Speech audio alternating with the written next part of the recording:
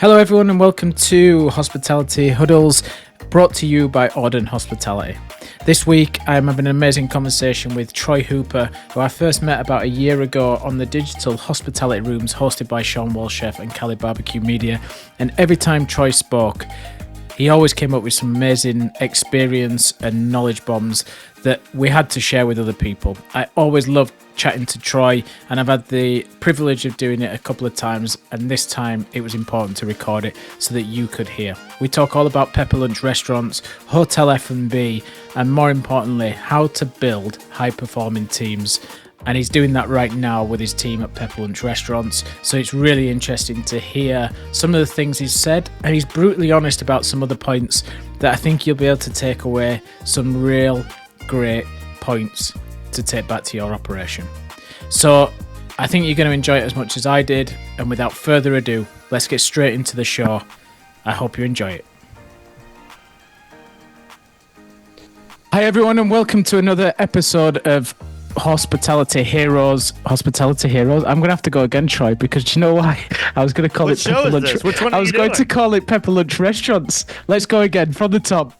Hello, everyone, and welcome to Hospitality Huddles. We're here joined today on number 25 by Troy Hooper. So, Troy, thank you for coming on, and I'm glad I've had a few under my belt to know what I'm doing before we get started. Thanks for having me. Look, anytime you want to have a conversation, I'm happy to come to the table and learn from smart people like you. So glad to be a part of the conversation. Well, today I think everyone's going to learn from you because we've got some good questions lined up. So we always start the show with one question, which is, what does hospitality mean to you? And after months or maybe even a year now of listening to your thoughts on the digital hospitality room, I'm really interested to hear you kind of go pinpoint on this question. Yeah, I mean, I actually started a podcast myself with that question, and I think you and I are so well aligned on the importance of understanding that, right? So, for me, hospitality is about making memories. My lineups when I've been operational and in venue have always ended with a reminder, a question, a way of instigating the thought to the team is, don't forget what we're really doing. Hey, team, what are we really doing today? Are we serving food, drinks? Are we getting giddy and having fun? No, we're here to make memories. We're here to facilitate an experience that could be the last time the family has this meal together because the kids are going off to university, or grandma maybe passes away before the next birthday, or things happen, divorces happen, life changes, right? And so you want people to think back on these moments, and you just never know the impact that experience inside your venue is providing. And so it's really about not only how people feel in the moment, but how they'll look back on that, and potentially there could be a milestone or a memory, a photograph or a favorite dish, or the last time that they all something. I have a nearly 4-year-old child. It's like you're wondering, when's the last time he's going to be asked to be picked up, or the last time he's going to ask to be dressed. He's dressing himself, putting his shoes on, whatever those things are. And you never really think about, is this that moment, right? And so hospitality for me is about creating an environment, facilitating a feeling that leads to a memory. Yeah, it's a really good question, answer to that one, Troy. And I think I remember a Chick-fil-A video that was very similar to that, and it was all the guests queuing up in the queue for Chick-fil-A, and every single one had a story, and it was how the Chick-fil-A had helped to impact that story. So I think it's definitely there's the universal language to that as well.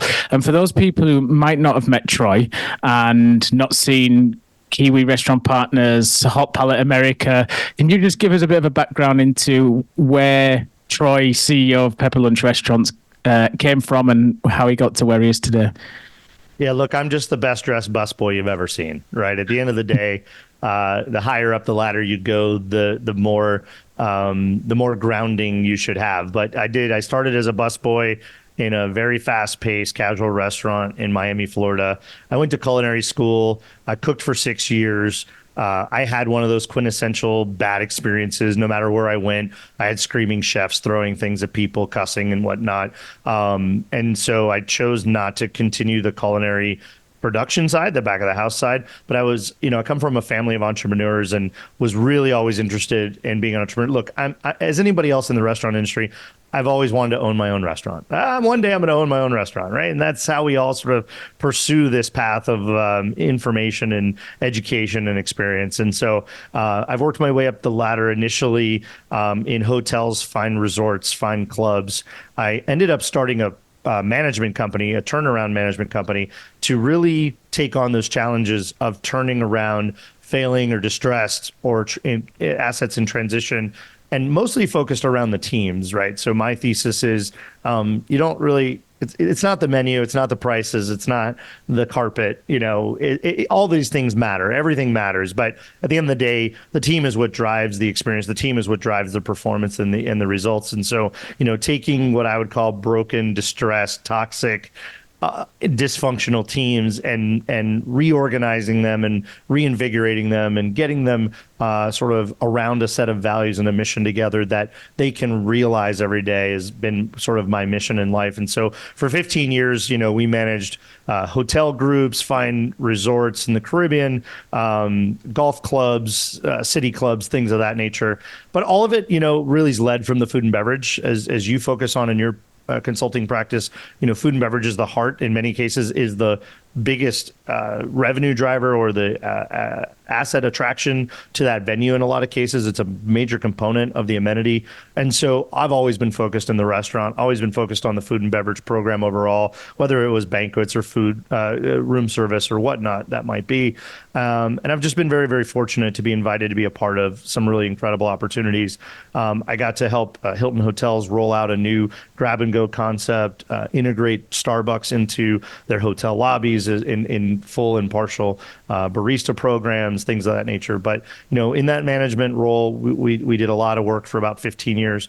And about 8 years ago, I was getting burnt out. I was getting kind of tired of that grind. And my business partner today, Mark Bailey, who's the COO of Hot Palate America, but is also my co-founder and business partner at Kiwi Restaurant Partners, which is our consulting practice. He was having a whole lot of fun doing this as a one-man shop, helping QSR fast casuals, predominantly some casuals, build infrastructure, build systems, prepare themselves for scale, whether that was corporate or franchise model scaling. And I just wanted to join that. I got to help him on a couple of projects a long time ago, and I saw how much fun he was having, how cool it was to sort of say, hey, we had a hand in that. We took that from 1 to 50 or 10 to 80 or whatever that was. And man, I just wanted to be a part of that. I thought that would be an interesting evolution. So we created Kiwi Restaurant Partners as a division of my management company initially. And then we've been off to the races ever since. About the last 6.5, 7 years, we've helped a number of brands create their infrastructure, upskill their team, build their prototypes, and begin the process of growing their brand either through direct investment of corporate stores or franchising. And that's how we ended up at Hot Palate. Hot Palate's the parent company of Pepper Lunch Restaurants, the logo I'm wearing today. I'm the holding company CEO in North America, one of the executive team members of the global organization, and we're driving the growth, infrastructure, and growth of Pepper Lunch here in the United States, which is a fast casual Japanese teppanyaki concept. That's my life in 3 minutes? Pretty good. Yeah, that was pretty good.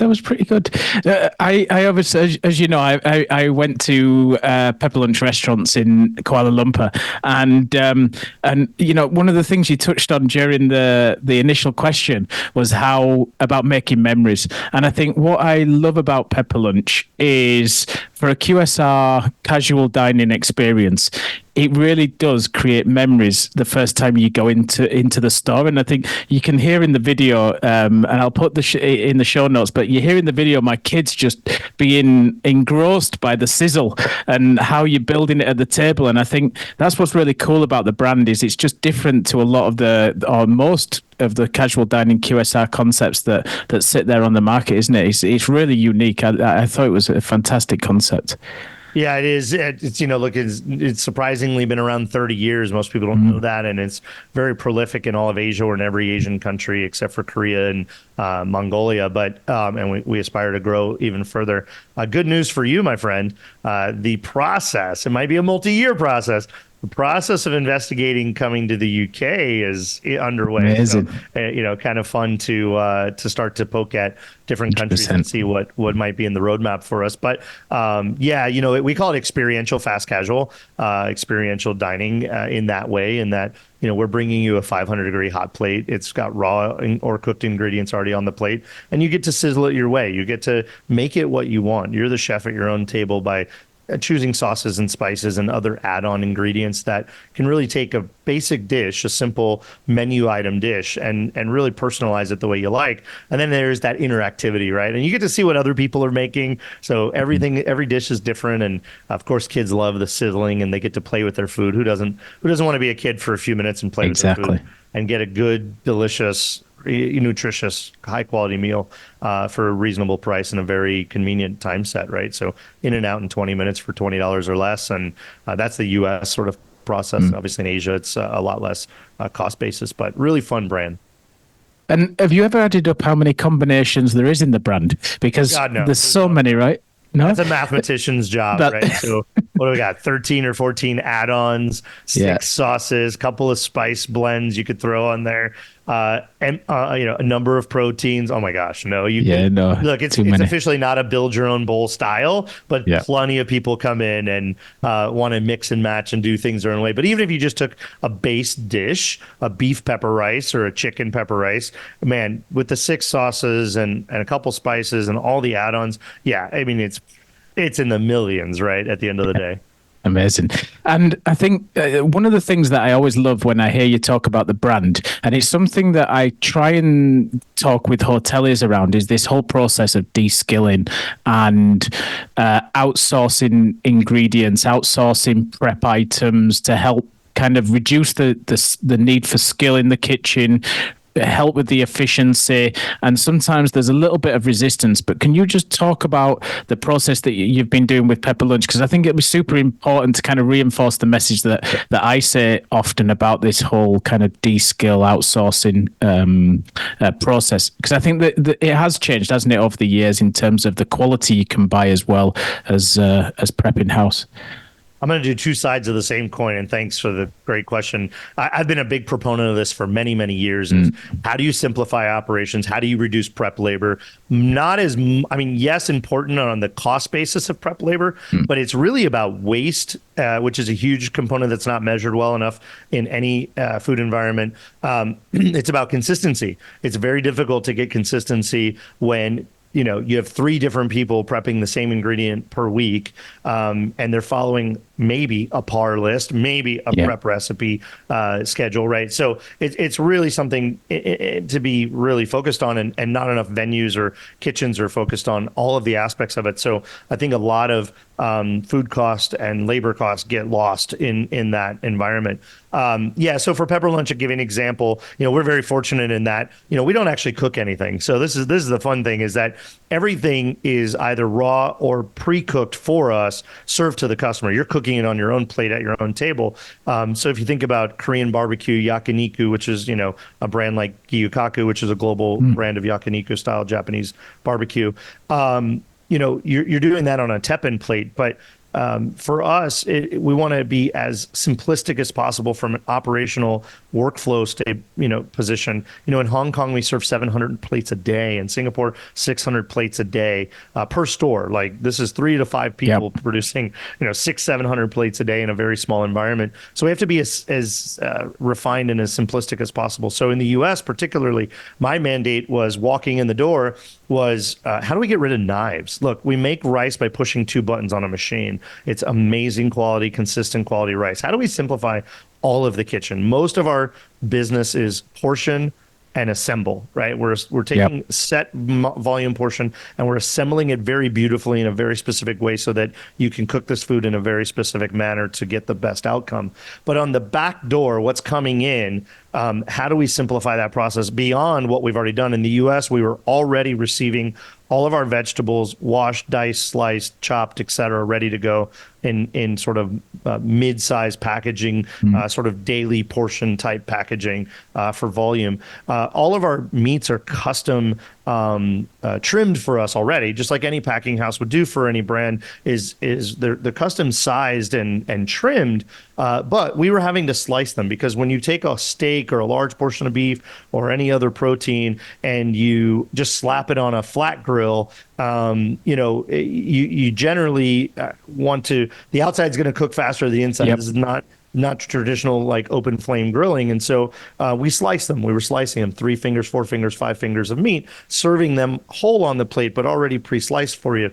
That was being done in store, and so that's time consuming. It's sort of labor specific. How are you going to get consistent slicing of the same portion and size every time? And then of course there's the danger factor of, I've never seen anybody actually use a cut glove in a real kitchen ever, because nobody does, even though they're hanging right there and you're supposed to use them.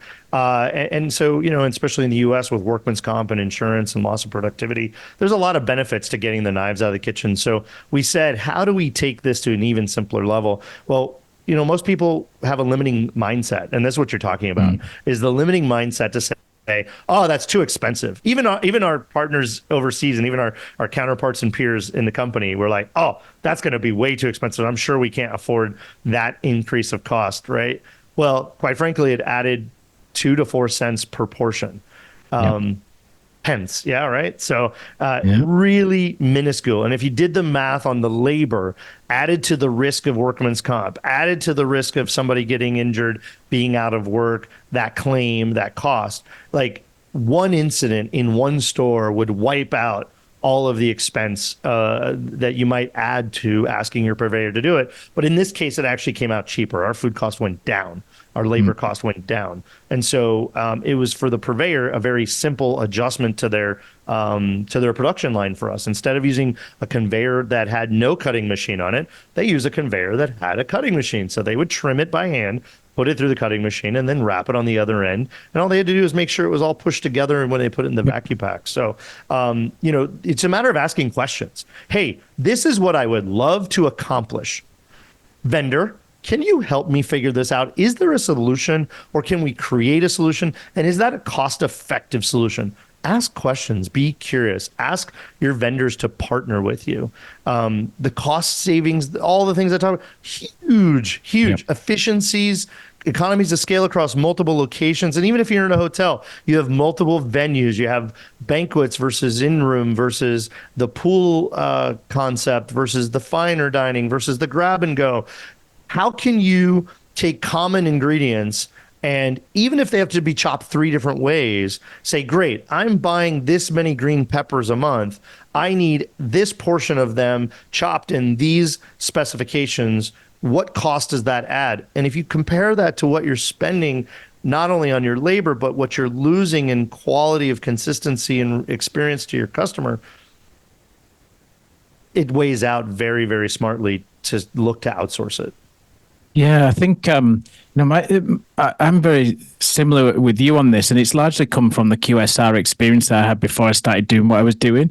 And I think with minimum wage and living costs on the increase, I think getting the value for that pound and that dollar as much as you can is key. So what you want them doing is focusing on, back to your point of what does hospitality mean, you want them focusing on the memories and not on the bit about kind of let's chop the onions and chop the peppers in 3 ways. You kind of want that to be left to someone else, and you want them focusing on what's going to make the huge difference to the guest. And then back to your point, I think a lot of people look directly at the food cost and forget to think in about kind of food waste and efficiency, consistency, guest reviews, etc. And once all that adds in, it's a no-brainer, isn't it? Now, I guess we touched quite nicely on, you led me in really well into hotels there. You had a hotel background, you were in turnarounds, then you went into independent restaurants. And often what I talk about is that I worked 15 years in hotels, went to independent restaurants and realized that restaurants run a very different way. What is it about restaurants and hotels, F&B, that's so different? And I guess the big question to answer would be, why have hotels seem to have lost their way when it comes to F&B or great restaurants? Because it wasn't always that way, was it? Well, because Tony's Taco Shop on the corner doesn't have the backup of other revenue, right? Yeah. So it's survive or die. And so they have to be more nimble. They have to be more flexible. They have to think about, and by the way, they have less complexity in that they're a single business unit in a single environment versus a hotel that has many different aspects of the guest journey and all the things that go into it. But at the end of the day, as you talk about a lot in all of your content, it's really that F&B is an afterthought in many cases when it absolutely can be the gem and magnet and shining star of a property as not as a single amenity, but driving all kinds of experiences, driving, are you using your hotel F&B to do wine tasting nights and inviting the community? Are you a gathering place for the business community of your area? Are you the first thought of a place to entertain or do business meetings? Or why is it the steakhouse down the street and not your restaurant inside your hotel? You have better parking, you have privatized event space, you have so many things that a restaurant wishes they had in many cases. You have more flexibility in how you can customize the menu. You generally in a hotel have the ability to be more flexible and not so rigid, stuck to, you're coming with 6 or 8 or 12 people. Here's your prefix menu, pick from 3 proteins, 3. And that just happened to me recently. I had a full team get together. And so we were very limited. A great meal, great experience. But again, we were put into a box that this is how we have to serve you so that we can focus on the rest of the guests. Hotels have an advantage to get around that. So why aren't you using your food and beverage program and your outlets in a more creative way? And why aren't you marketing them locally to the community? Why aren't you using it as a convenience option for the community? And so I just think that there's a lot left on the table. And I just think it's because they have other revenue sources and other distractions, other focuses. And this isn't true for every hotel. I mean, I think it's very obvious when a hotel leans forward, leans into, at least equally values the food and beverage business within, and sometimes that is the pool bar or the or a special venue on a property or something. But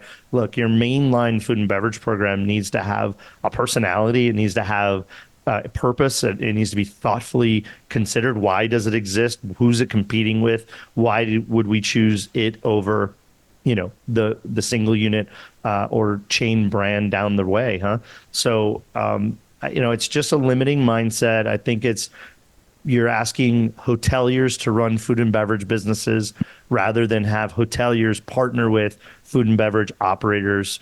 And whether that's on team in service with your company or you even outsource the venue in a partnership. There's a lot of ways to restructure it in a way that the restaurant program could be an asset and less of a liability, which in many, if not most hotels, it's a cost basis. It's a necessity amenity that if it breaks even, they're joyous, right?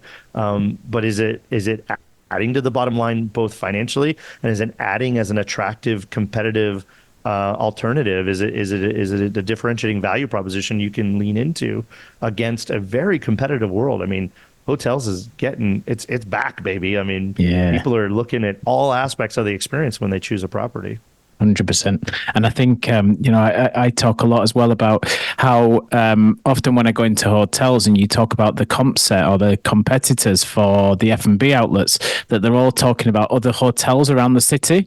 And I get that in London. And I always kind of sit there with them and go, actually, no, it's the guy down the road. It's the guy around the corner. They're the people who you want to be looking at and you want to be benchmarking against. Isn't it? That's it's crazy. It's crazy. I haven't heard that in a long time, but it's so true as we get stuck in our niche, right? In our little vacuum of global visibility. And it's like, stop and just think about what you just said for a minute. Yeah. Go home in your mind, get out of this hotel and go home. And you and a friend are going to meet. Maybe you're going to do a weekend away, yeah? Maybe you're going to do an overnight boys trip or something. And you're going to think about, we're going to this hotel. Oh, it has a great restaurant. Fantastic. Good for them. maybe you're going to eat there once, right? Yep. Just to say you did, or it was just easy because you're tired when you arrived or whatnot. But as a guest, have you ever in your life thought, what would I like to have for a meal today? And have you gone on and searched, and have you compared your hotel's restaurant to the other hotel's restaurants in the neighborhood? Yeah. Not one person has ever done this. No. They have accidentally found a restaurant that, by the way, happened to be in another hotel. Yeah. And that's just because they were renting the ground floor space on the corner unit for Class A location. Had nothing to do with being in the freaking hotel. Yeah. It's just funny you bring that up. 'Cause Yeah, it's it's really so funny. true. Nobody's doing that. I actually, it's funny you say that. It made me have a memory. Hilton, I was brought in to help Hilton revamp, reconceptualize, and launch not only one major venue, but food and beverage venue, but ultimately multiple in a property that they turned into a ski side resort. It was Hilton's first on ski run property in the world in Breckenridge, Colorado. And when we sat down with the team and we were building the team around building this concept, the first thing I said, and this is just, it was intuitive. I wasn't being a genius here. I just said, listen, our competition is Main Street. And on Main Street, here's the list of restaurants, the types of foods, the service models, and the price points. And this is the environment and the entertainment value. This is the experience that they get at these. Who are we competing with? Well, we weren't just going to compete with fine dining, we're competing with all of them. All of them have a value proposition to our guest. And our guest has to walk past our very nice restaurant and they will leave here and go choose that. How do we recapture them? And more importantly, my mandate was I don't want to use the word didn't care. My focus was not the guest in the building. That is easy. That is captive audience. I own them. I can communicate with them. My trick was a successful restaurant. This restaurant is successful if people are taking the shuttle from another hotel or the town square or walking up to our restaurant. If we are attracting people from the street to our restaurant, which happens to be inside of a hotel, and we had all kinds of a beautiful patio, great view on ski run. We had a lot of things to sell about this location. But if we were able to convince people to come to this property to have a meal with us in our restaurants, we have won the day. And that is what I think hotel restaurant operators and hoteliers really never think about. Yeah, I think I couldn't have put it better myself. I totally agree. Now, one of the things that I was excited to get you on the show and talk about was I've been watching from the sidelines at the Pepper Lunch journey and watching the team of all-stars that you have been building with the brand. And I think if we talk about the Globetrotters and some of the best teams in the world, you're nailing it right now. So just tell me about you get appointed CEO of Pepper Lunch and you get your piece of paper like we do and you start going, who are my dream team and what type of people fit in it? Can you just share the process you went through to do that? Because I think it's going to be super helpful for some of those people listening who might be in the same situation, might be going to open new restaurant groups, new hotels. How did you do that process? Yeah, look, I mean, your network is your network after 32 years. But that being said, there were still key people on the team that I had to go out and find. Select. There was a handful of people that were already on the list, but nonetheless, the process is the same. The process is what are we trying to accomplish in what buckets, right? In what timeline? So what is the next 6 months? What is the next year? What is the next 2 years? What's the 3 years? What's the 5 years? What is the infrastructure requirement? What are we building and what skill sets do we need to satisfy, solve for to provide the results that we're trying to achieve? So in Pepper Lunch's model, we needed to build a franchise restaurant concept infrastructure, a team of people whose job is to provide services to our franchise partners. And that's real estate site selection, construction supervision management, operational systems, technology systems, training process and systems, et cetera, et cetera. What are all of the things that we need to provide as a service for the fee, which is royalties of your gross sales as a franchise partner? Also, our customer, our franchise partner pool that we are seeking, that we are working with by choice, is existing or previously existing multi-unit fast casual QSR or restaurant operators. So these are sophisticated people who now have or have had significant portfolios of restaurant brands, and very often they're invested in real estate and other things. These are sophisticated people with resources and teams that are going to know the difference between a great brand and a great system, and delivering on the promises that you make in a sales pitch. What do we need to meet the expectations of that customer? And I say that way because that is exactly how I decided what positions, what level of those positions, what skill set, what experience set, what salary range, those kinds of things, type of person. When do I need them to be properly prepared to provide the expected services at the time they're going to be requested? What do I need now to even have a convincing team worthy? Because honestly, one of the questions that these operators will ask you once they get past the shiny object of the experience and the brand and the history, then they look at you and go, great, who am I working with? What experience do you have? Are you going to be able to support me? Do you have the systems ready for me to support? What is your tech stack? How do these things get handled? How do you help me solve my problems? How do you ensure my success? That's your job. That's what I'm paying you for, Mr. Brand Franchisor. And so those are the questions to ask and get answered first. Now you have a map. Now you have a matrix. You have a list. And now you know who you need, when you need, what they need to be able to be good at. And then you have to go out and find, search, source, select, invite, etc. And so that is the foundational process I went through very early on, as early as the proposal as a consulting practice first, and then a proposal to be the CEO. I did a 3-year budget.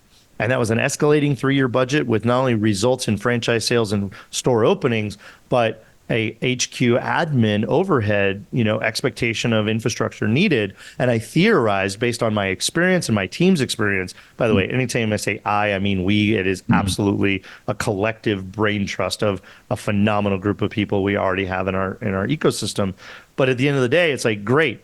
If I had a list of 10 people, which one fits this role at this time for this brand trying to do what we're doing? Right? Just because I have friends and experience and past employees and past colleagues, hell, even past bosses. I actually asked a former boss of mine to come be my employee, which I love in the hospitality industry, is like a thing we do. It's like, oh, I used to work for him and now I am his number 2. It's phenomenal. So, it's not always just like, yes, that person knows how to do that job. Is that person right for this thing at this time, trying to do this project, this goal, will achieve this outcome? And that's really the exercise. Once you've done that, finding the people's easy, right? Once you've done that, filling the gaps, filling those roles is pretty much the easier part of it. Now, of course, we're in a labor environment, blah, blah, blah. Sometimes you got to go out and grab people. You got to steal people. You got to attract people. You got to say, hey, wouldn't it be better if, and you sell the vision of building and growing. And by the way, this is much harder work. At the end of the day, it is much harder to build from the ground up and start something that's not been, and move and be nimble and be flexible and deal with the challenges, than to walk into something that's already an ongoing concern that has a track record and a standard sort of flow, right? So this is a lot more and a lot harder work. So you really have to sell the dream and sell the vision and be what you say you're going to be and do what you say you're going to do. Yeah, I think it's really interesting about that. It gets easier to hire once you've created the strategy, because you have that checklist then that almost when you sat in front of 5 candidates, you have that simple tick process that's easy to do it. And I think that's probably a great takeaway for people listening, is really be strict with those non-negotiables and look at how many of those you're filling. And I guess the other bit on that is, if you don't tick them, you probably shouldn't hire and keep on the search, isn't it? Because I guess there's that saying, hire right. Is it hire right to, what is it? Hire fast, fire faster. That was Gary Vee, wasn't it? I That's like Gary that Vee. one. I Yeah. like that one, and I think, do you know what? Since I had my own business, I think that one's become more prominent. But I think there's the one, isn't there, about how if you hire right first time, it's going to save a lot of hassle Yeah. and a lot of heartache 100%. down the line. So I think that's there. And I guess you said about the point of kind of looking at what the qualities are for each individual role. But is there an overarching kind of set of standards that you look at for the brand in terms of this when we hire anyone and we're putting together all these people with different personalities and different qualities, is there an overarching kind of strategy that you look at and go, Pepper Lunch restaurant needs people like XYZ, and then their individual qualities come through? Or is it about getting the best in class for each individual role, putting them together, and then creating the culture once they get inside the organization? Yeah, you hire for personality, not for skill, right? You can Yeah. teach anybody anything. In my case, I needed some base skill level around very niche aspects of the business, i.e., real estate, i.e., franchise sales, i.e., training. But yes, on the trainer, I offered the job to this sort of world class experienced trainer, and we were competing against five other offers, and we did not win, and I had to go to choosing other people. And in hindsight, I would rather have the great attitude, excited to grow, move or grow into the role over time. I'd rather put more effort into the person who wants to grow, wants to learn, is willing. They have the basic skill set and experience, but to specify it to this brand. To answer your question, it's really twofold, and it's all mindset. So you have the mindset of, do your skills, your experience, and your interests as a candidate align with the business, align with the brand? Can you get passionate? Are you interested, excited about Pepper Lunch? Do you feel that you can evangelize, right, in and out of your role? It's just not another cookie cutter, do it the same way we've done everything else. So it's really about mindset alignment with the brand and the venue model and the service model and the franchise model, right? Do you understand and appreciate the customer we have is very different from individual single unit mom and pop franchisees? That's a different business model. It's a different environment. It's a different customer. It's a different challenge set. So that's mindset number one: alignment, understanding, and interest in the brand side, right? Or is this something that excites you? The bigger part is really alignment with, and I say that way for a reason, because the next one is alignment with the leadership, alignment with me, alignment with Mark. Do you buy into how we're going to do it? Not what we are and what we're going to do. That's the brand. How? Are you on board? Do you align with? Are you able to get behind the Troy system, the Mark system, the Hot Palette Teams system that we are building? Culture does not come from a manual, as we all know. Culture comes from time spent together, solving problems, achieving goals, moving towards the next challenge and project in front of us. That's how culture gets built. It's the how you do that from here to there to the next step that builds team, builds camaraderie, builds sort of interdisciplinary alignment and collaboration. So it really has to be both. And so I'm looking for attitude, mindset. I conduct interviews and conversations over actually kind of probably too lengthy a period of time, according to Gary Vee. But we want to get past those shiny object, look behind the curtain, really spend some real time together, have input from other team members. Hotels do this well. Large restaurant groups do this well, where sort of the interview involves the teammates you're going to work with, things like that. But all that really matters because you're really digging into, is this person in for the right reason, and are they aligned, and are they really interested? Because this is not going to be easy. We are going to have tough moments. We are going to miss the mark. We're going to have to retool and readjust and go a different direction. Things are going to happen, and we all have to have that resilience as a team. And so it really comes down to mindset on both fronts that are really important to me. Yeah, it's a really good answer. And I think just finally, because I'm conscious of taking your time, I think when you have a high performing team and you bring in kind of the A team, and you're sitting there as the top of the organization or top of the department if you're in a hotel. I think mentorship and leadership becomes much more important. Whereas when you're with people who maybe aren't high performing, aren't empowered, don't have that kind of drive to do it themselves, it's a lot more about managing.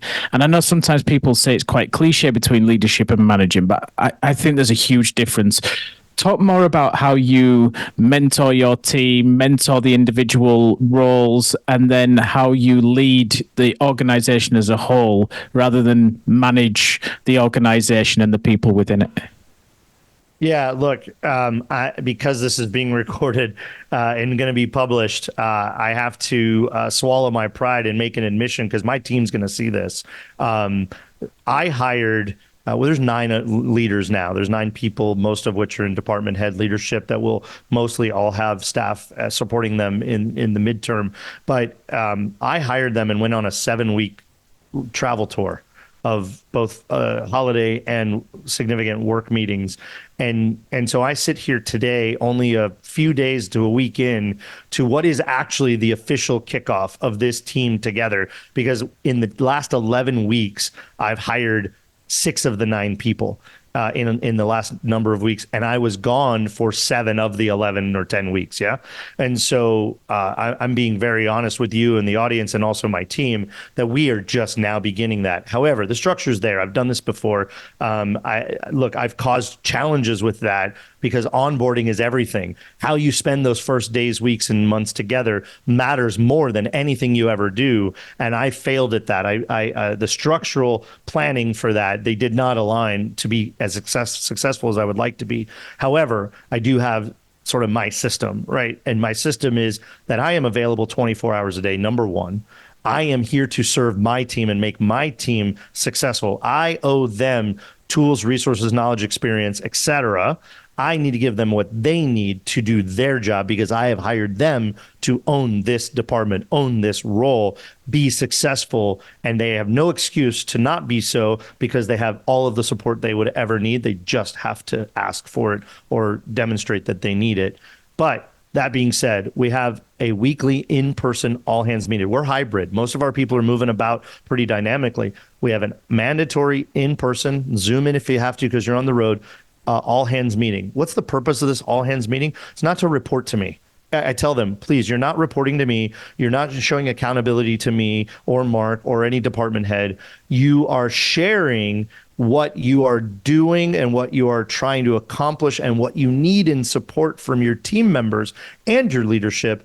Every week, you're giving us a progress update. You're being accountable to the tasks you committed to in the previous meeting, and you're telling us, A, what you need in support, but also you're informing us so that the other departments who are dependent on your results are ready to take the baton. You know, especially in restaurant franchise development and building of multi-unit restaurant brand, it's a relay race. You're passing the baton. So your teammates need to know where you are at any given moment on multiple projects so that they can best be prepared to take the baton when it's their turn.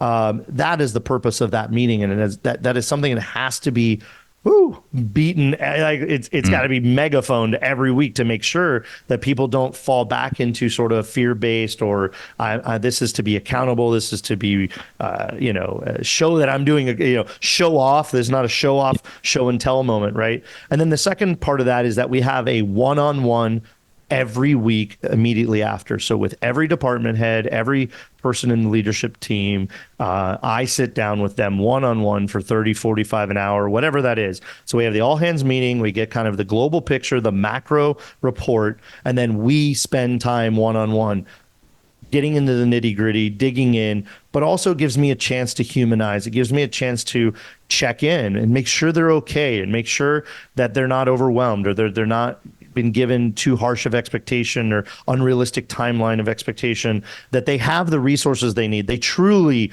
truly have what they need in hand. And if I need to make adjustments or get them help or add resources or financial capacity, whatever, that I understand on a weekly basis where they are so that they can be most successful. Because the worst thing you can do is have something bubble up, right? Resentment or fear or anxiety or doubt or lack of confidence, right? Or audacity on the other end, right? Yeah. And so I have those very, very poignant, very personalized, very quiet, individual locked behind the door one-on-ones with everyone every week. And I don't care if you have 8 or 9 people under your belt or you have 80 or 90 under your belt. You need to find a way to do that. And that looks different. There's tools, there's technology, there's different organizational systems, but you have to show up, because the higher you are on this ladder, the more you are responsible for their success, not the other way around. Yeah, you know, that was awesome. And I think the 2 takeaways for me is communication is super, super important.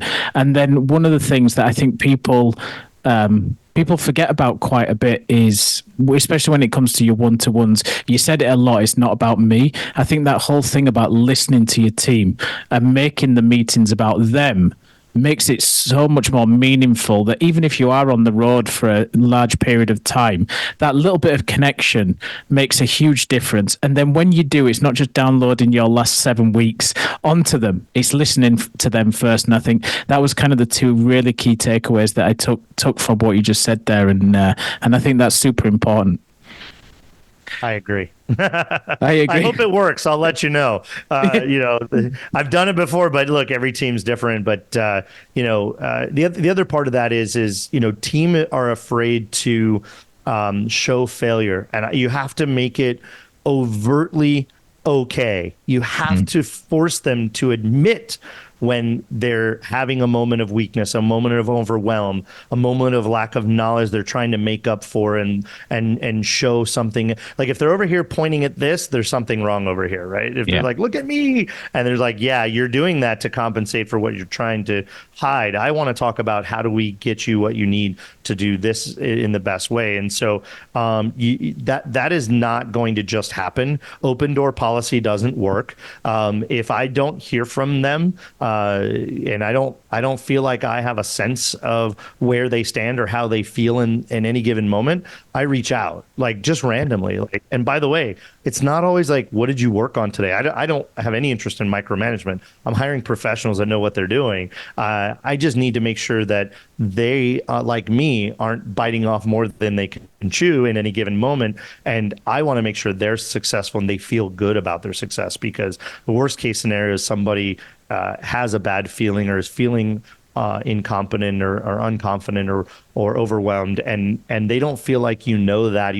They don't feel connected to you. They feel that they can't share that with you. They can't be vulnerable. And so I just try to open that door of vulnerability as often as I can, so that we can really get to the root of the moment and help solve that. And you know, we all have that. I feel that, like, we all need somebody. So yeah, I need to be 100%. That somebody for my team.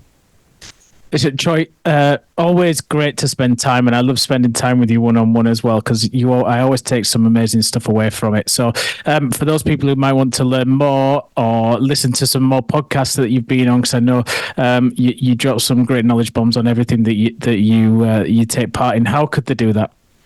Well, they could just search ChatGPT now. I guess you've used that as a search engine. Yeah, look, LinkedIn is where I'm most prolifically vocal and communicative. I'm on the platform regularly, and I address my DMs. But yeah, j.troyhooper, or just look for Troy Hooper, Kiwi or Troy Hooper, Pepper Lunch, Hot Palate, any of these terms. You're going to find me both on LinkedIn and other platforms, but LinkedIn's a pretty good spot to collaborate. I typically repost and post my appearances on your show and others there as well. So just happy to spend time with you, and thank you, Scott. It's always a great pleasure. You're one of the smartest guys in this business, and I digest your content every day very smartly, and am always inspired in all of you. So congratulations on all your success, and thanks for the invitation to have a chat. Amazing. Thanks, Troy. Thank you for listening to Hospitality Huddles. I really hope that you enjoyed this week's episode. And if you did, please leave a review wherever you might listen to your podcasts. It really helps the show, and it's only going to take a couple of minutes. If you don't want to miss a future episode, make sure you hit that subscribe button to get it into your feed as soon as each episode is released. Hospitality Huddles is brought to you by Auden Hospitality, helping hoteliers to think differently to create F&B outlets that their guests will love. Learn more about how we help hotel operations every single day by visiting our website at audenhospitality.com. This has been Hospitality Huddles, where hospitality meets conversation, one huddle at a time. That's all for this week. We'll see you next time.